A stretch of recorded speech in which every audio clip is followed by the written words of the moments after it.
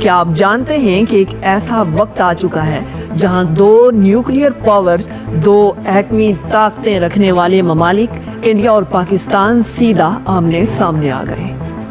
کل پوری رات بارڈرز پر خوفناک دھماکے سنائی دیتے ہیں۔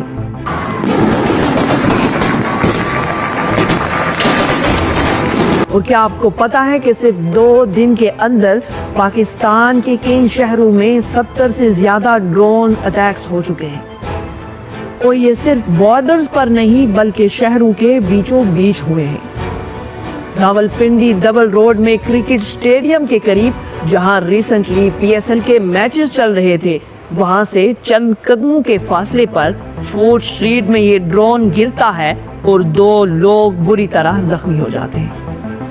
اس کے علاوہ لاہور، بہاولپور، کراچی، گجرانوالہ اور بھی کئی شہروں میں یہ ڈرون اٹیکس ہوتے ہیں۔ لیکن ہر پاکستانی کا سوال یہ ہے کہ یہ ڈرون شہروں کے بیچوں بیچ تک پہنچے کیسے؟ انہیں بارڈرز پر ہی کیوں نہیں روکا گیا؟ ہمارے ریڈارز، ہماری انٹیلیجنس، ہماری آرمی سب کہاں تھی؟ کیا یہ کوئی سازش تھی؟ لیکن یہ سب کچھ ہوا کیسے؟ کیا بھارت کی طرف سے یہ پہلا اشارہ تھا کسی بڑے حملے کا یا صرف ایک وارننگ تھی؟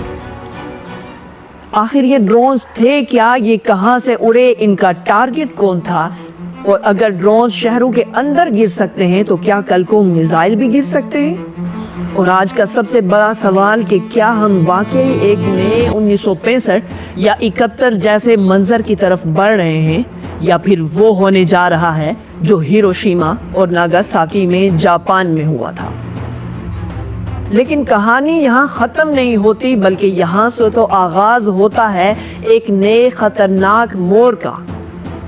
پاکستان نے دعویٰ کیا کہ اس نے 24 گھنٹوں میں بھارت کے 5 فائٹر جیٹس کو گرا دیا، اور ان میں سے 3 تھے رافیل جیٹس، دنیا کے سب سے مہنگے اور ماڈرن جیٹس۔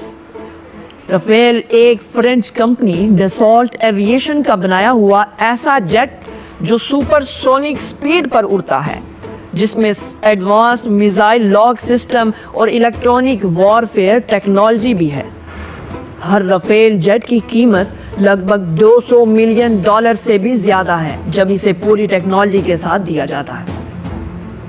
پاکستان نے انہیں گرانے کا ہی نہیں بلکہ انٹرنیشنل مارکیٹ میں ان کے شیئرز بھی نیچے گرا دینے کا دعویٰ کیا ہے۔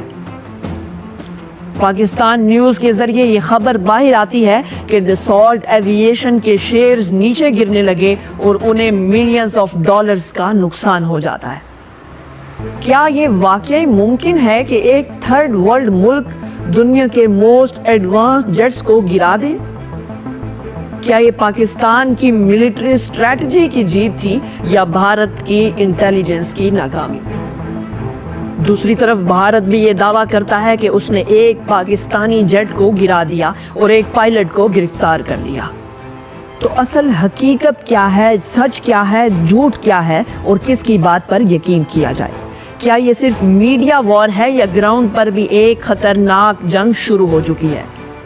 آخر یہ رافیل جیٹ ہے کیا؟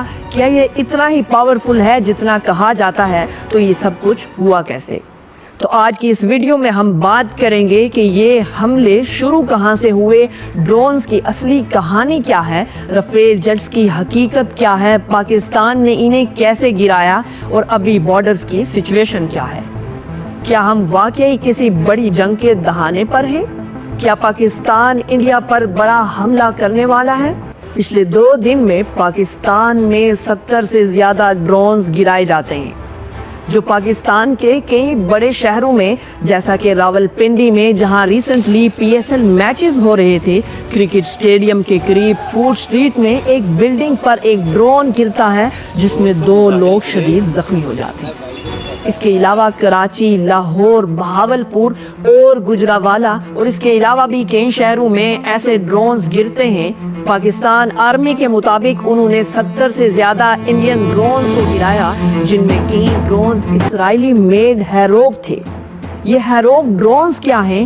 تو یہ ہیروک ڈرونز اصل میں اسرائیل ایروسپیس انڈسٹریز کے بنائے ہوئے ڈرونز ہیں۔ یہ ایک خاص قسم کے لوئٹرنگ میونیشن ڈرونز ہوتے ہیں جو کبھی کبھی سوسائڈ ڈرونز یا کبھی کامیکازے ڈرونز بھی کہا جاتا ہے۔ یہ ڈرونز اپنے ٹارگٹ کے اوپر ہوا میں گھومتے رہتے ہیں جب تک ٹارگٹ لوکیٹ نہ ہو جائے، اور پھر یہ ڈرونز خود اپنے آپ کو ٹارگٹ پر گرا کر ایک دھماکہ کرتے ہیں۔ یہ ڈرونز اسپیشلی ڈیزائن کیے گئے ہیں ہائی ویلیو ٹارگٹس کو ڈسٹرائے کرنے کے لیے، اینمی ریڈارز، کمیونیکیشن سینٹرز یا کسی اسپیسیفک ملٹری انفراسٹرکچر کو نشانہ بنانے کے لیے۔ یہ ڈرونز 6 گھنٹے تک ہوا میں رہ سکتے ہیں اور 200 کلومیٹر سے زیادہ رینج رکھتے ہیں۔ یہ ویژولز اور ریڈیو فریکوینسی سگنل سے ٹارگٹس لوکیٹ کرتے ہیں۔ انڈیا نے ان ڈرونز کو اسرائیل سے خریدا اور اب یہ وہی ڈرونز ہیں جو پاکستان کے شہری علاقوں میں گرتے ہوئے دکھائی دیتے۔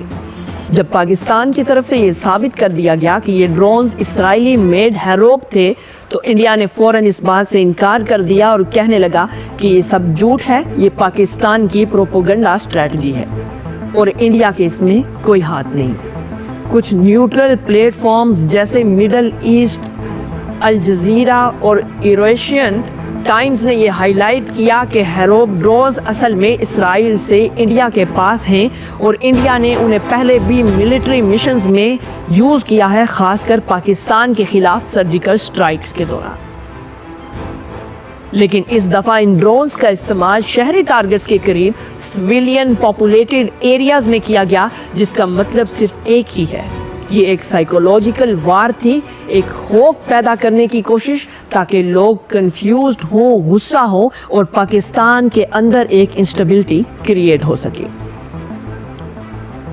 اور اب سب سے بڑا سوال یہ اٹھتا ہے کہ جب پاکستان کا ایئر ڈیفنس سسٹم اتنا ایڈوانسڈ ہے تو یہ ڈرونز شہروں کے بیچ تک پہنچے کیسے؟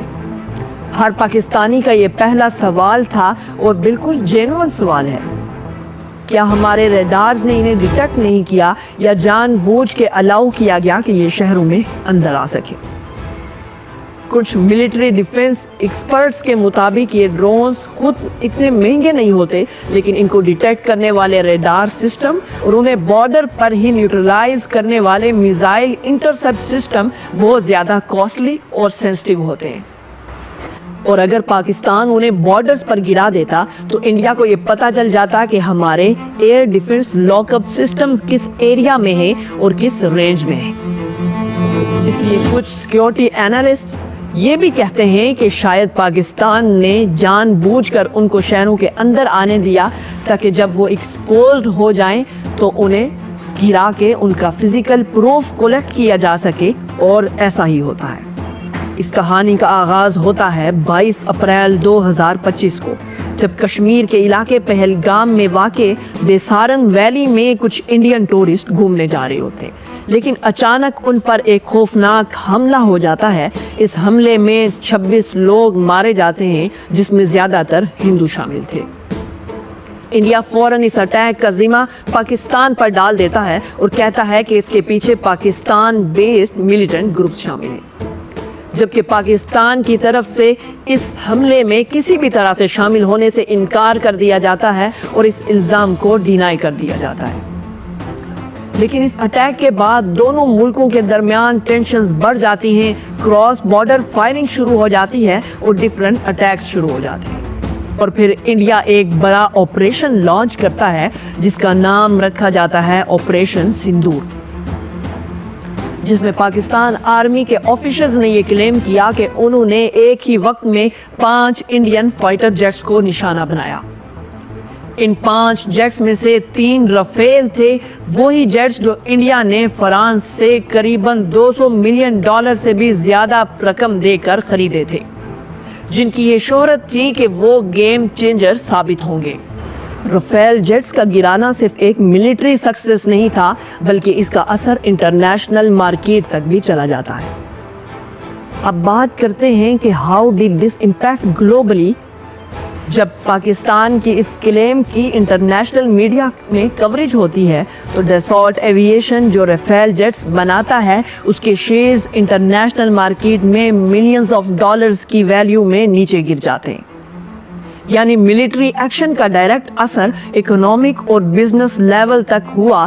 انویسٹر نے اس لاس کو صرف ایک ایکسیڈنٹ نہیں سمجھا بلکہ اسے ایک ٹیکنالوجی فیلئر کا سگنل مانا گیا۔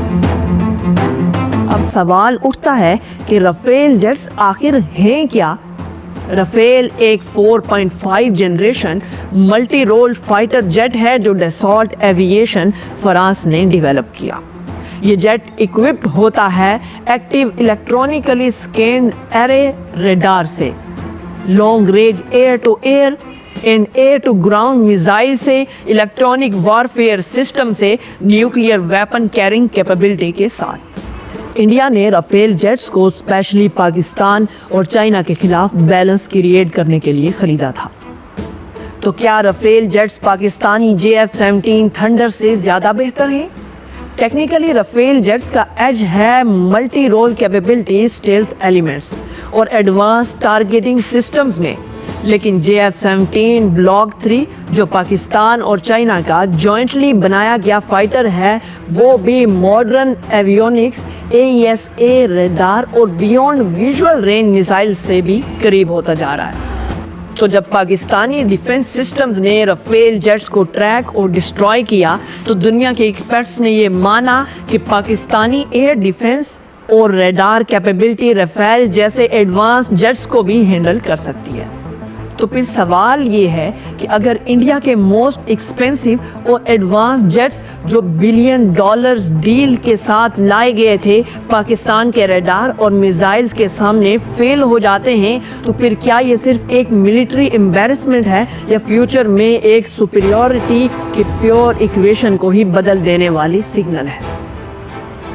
ریسنٹ رپورٹس اور کریڈیبل سورسز کے مطابق انڈیا پاکستان بارڈر پر کراس فائرنگ جاری ہے اور مختلف اٹیکس ہو رہے ہیں۔ انڈیا کی جانب سے پاکستان کے سویلینز کو ٹارگٹ کیا گیا ہے، جس میں اب تک 5 لوگ شہید اور 15 کے قریب زخمی ہوئے۔ ان 5 لوگوں میں ایک چھوٹی عمر کا معصوم بچہ ارتضیٰ عباس بھی شامل ہے اور شہید ہو جاتا ہے، جو انڈیا کی ہٹ درمی کی بین چڑھ جاتا ہے۔ کشمیر میں جو ہیوی فائرنگ اور دھماکے سنائی دے رہے ہیں وہ صرف خوفناک حقیقت کا چھوٹا سا حصہ ہے جو وہاں کے لوگ روز محسوس کرتے ہیں۔ لیکن سوال یہ ہے کہ اگر یہ ٹینشن بڑھتی گئی اور اگر یہ لڑائی ایٹامک وار تک چلی جاتی ہے تو سوچئے کیا ہو سکتا ہے۔ ہم سب نے ہیروشیما اور ناگاساکی کا نام سنا ہے، لیکن کیا کبھی ہم میں سے کسی نے سوچا کہ وہاں ہوا کیا تھا؟ ایک ایٹامک بم نے ہیروشیما کے 70,000 سے زیادہ لوگوں کو صرف کچھ ہی سیکنڈز میں مار دیا تھا۔ جس شہر میں زندگی چلتی تھی وہاں صرف دعا، خاموشی اور موت رہ جاتی ہے۔ نہ صرف انسان بلکہ پوری نسلیں متاثر ہوئی تھی۔ وہ بچے جو پیدا بھی نہیں ہوئے تھے وہ بھی کینسر اور جینیٹک پرابلمز کا شکار ہوئے تھے۔ اب سوچئے کہ اگر ایسی کوئی چیز ہندوستان اور پاکستان کے درمیان ہوتی ہے تو یہ صرف ایک جنگ نہیں ہوگی، ایک پوری قوم، ایک پوری تہذیب اور انسانیت کا اختتام ہوگا۔ تو آپ کے خیال میں اس کا کیا حل ہو سکتا ہے؟ کیا ہم اس راستے پر چل کر اپنے مسئلے کا حل نکال سکتے ہیں یا یہ صرف اور بڑھتا جائے گا؟ اپنی رائے کمنٹ میں ضرور دیں کیونکہ آپ کی رائے ہمارے لیے بہت ہی امپورٹنٹ ہے۔ اگر آپ کو یہ ویڈیو پسند آئی ہو تو ہمارے چینل کو سبسکرائب ضرور کریں۔ میں ہوں عمار علی عباسی اور ملتے ہیں نیکسٹ ویڈیو میں۔